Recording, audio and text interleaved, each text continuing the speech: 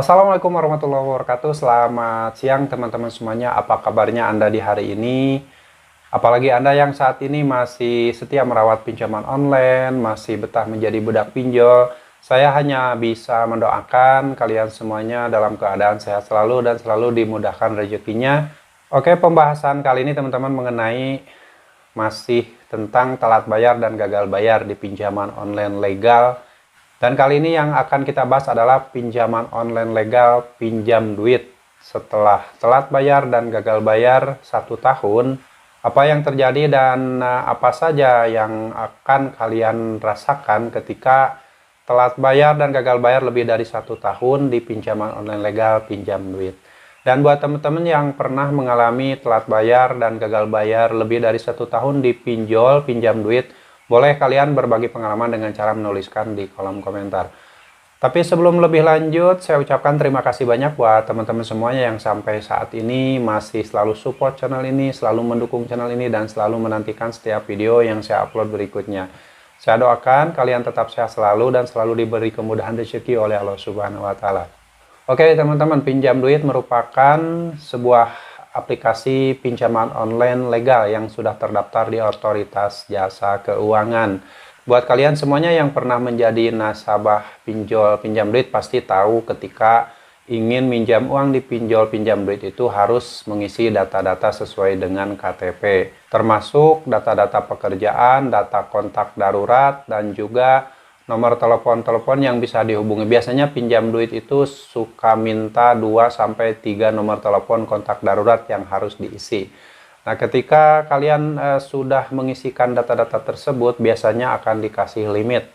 Nah, limit pinjaman ini nominalnya tidak sama ya. Untuk yang baru pertama kali ada yang langsung dikasih 1 juta rupiah, ada yang 2 juta rupiah, bahkan pertama kali mengisi data di pinjol pinjam duit tersebut, limitnya ada yang sampai langsung dikasih 5 juta rupiah.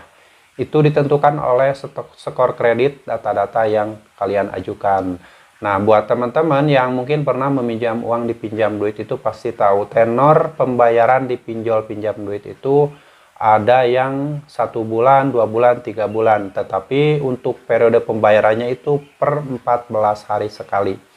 Nah, yang bedanya di pinjol pinjam duit itu ketika kalian sebagai contoh meminjam uang 1 juta rupiah, di hari ke-14 kalian sudah harus mengembalikan sekitar 80%, harus dikembalikan di hari ke-14.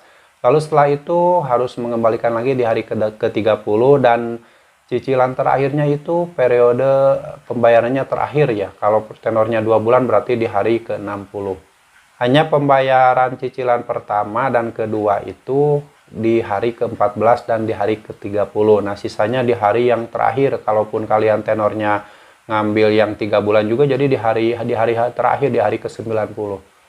Itu bedanya pinjol pinjam duit dari pinjaman online yang lain. Nah, kalau kalian ternyata sudah menjadi nasabah pinjam duit dan tiba-tiba karena suatu masalah perekonomian lumpuh sehingga kalian tidak bisa membayar lagi hutang di pinjaman online pinjam duit, sampai telat bayar, bahkan sampai gagal bayar lebih dari 1 tahun. Apa saja yang akan kalian rasakan? Biasanya beberapa hari sebelum jatuh tempo itu sudah diingatkan dengan penelponan yang sudah terprogram sistem di komputer. Itu lalu kalau sudah jatuh tempo, bahkan sudah mulai telat bayar itu ditelepon langsung oleh debt kolektornya atau deskol ya, orang yang suka nagih melalui telepon. Dan orang-orang ini lebih sering nelponnya setiap hari, lalu mengirimkan chat WA, itu setiap hari pasti dikirim menanyakan perihal pembayaran yang belum dibayarkan. Dan biasanya ada di situ itu setiap penagihan chat WA di pinjol pinjam duit itu di bawahnya suka dituliskan hari, tanggal, dan jam ketika chat WA itu dikirimkan. Jadi 1 kali chat WA di bawahnya ada tulisan hari, tanggal, tahun, dan jam dikirim chat WA tersebut. Nah, di beberapa jam kemudian dikirim lagi penagihan berupa chat WA yang kedua. Nah, di bawahnya sama dituliskan hari, tanggal, tahun, dan jam dikirim chat WA tersebut. Seperti itu terus kalau dipinjol pinjam duit. Dan mungkin itu untuk laporan atau semacam arsip buat mereka bahwa mereka sudah melakukan penagihan. Mungkin seperti itu. Dan buat teman-teman yang mengalami hal yang sama seperti ini, atau mungkin pengalaman Anda semuanya berbeda dengan yang dialami oleh teman-teman kita yang gagal bayar di pinjol pinjam duit, silakan kalian bisa berbagi pengalaman dengan menuliskan di kolom komentar.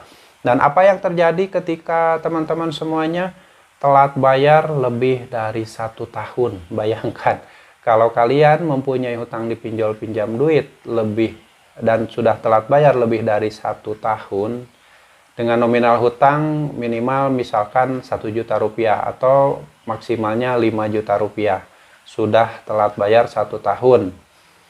Yang terjadi pada teman-teman saya ketika telat bayar 1 tahun, karena di awal sejak telat bayar itu tidak mengganti nomor handphone, jadi selama sebulan pertama itu semua chat WA ditampung. Maksud ditampung itu tidak diblokir, tidak dihapus, tapi disimpan untuk bukti. Nah, setelah lewat 1 bulan karena merasa terganggu, penagihannya semakin banyak dan handphone itu sudah tidak bisa digunakan sebagaimana fungsinya, karena setiap menit, setiap sejam atau setengah jam kemudian itu suka ada telepon dan chat WA. Akhirnya memutuskan untuk ganti kartu dan reset HP setelah kesetelan pabrik setelah lewat 1 bulan keterlambatan pembayaran. Nah, dari situ dari bulan kedua sampai 1 tahun itu tidak ada lagi yang namanya teror. Dan kalau tiba-tiba DC pinjol pinjam duit itu menagih ke kantor tempat kerja kalian, ya tinggal sampaikan saja ke orang-orang yang ada di kantor kalau kalian memang punya utang yang belum dibayarkan, tapi sampaikan saja ke orang-orang yang suka menerima telepon itu bahwa orang ini lagi pilot atau sudah tidak punya uang lagi untuk membayar. Jadi terserah si DC-nya mau terima atau tidak. Dan setelah lewat 1 tahun karena sudah ganti kartu dan reset HP kesetelan pabrik, sampai lebih dari 1 tahun itu belum didatangi DC lapangan.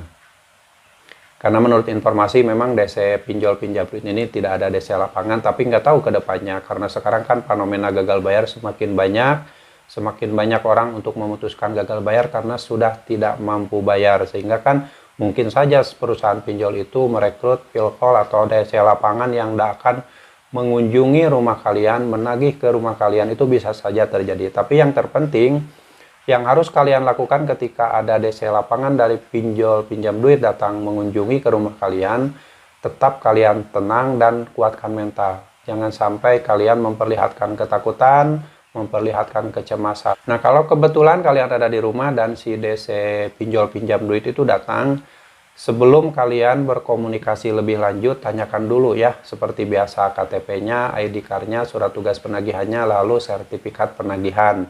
Dan kalau dari pihak ketiga, jangan lupa tanyakan dulu surat kuasa penagihan.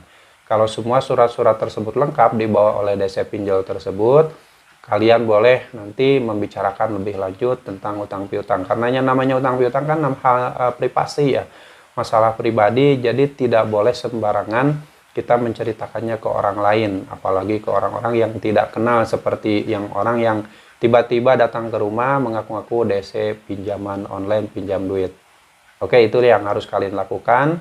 Dan tetap kalian harus semangat, jangan sampai ngedrop mental ketika kalian mempunyai hutang di pinjaman online pinjam duit dan sudah tidak bisa membayarkannya karena faktor ekonomi kalian yang memang sulit dan akhirnya memutuskan untuk gagal bayar. Yang terpenting, jangan patah semangat dan fokus dengan kehidupan kalian, fokus dengan kebutuhan kalian dulu, jangan memikirkan lagi pinjaman online. Kalian fokus saja bangkit dari keterpurukan karena sebelumnya sudah gagal bayar di pinjaman online, fokus mencari rezeki, fokus mencari uang untuk menghidupi kalian, untuk membangun masa depan kalian yang lebih baik.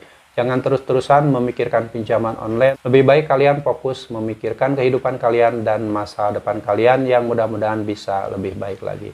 Sampai jumpa lagi di video saya selanjutnya. Wassalamualaikum warahmatullahi wabarakatuh.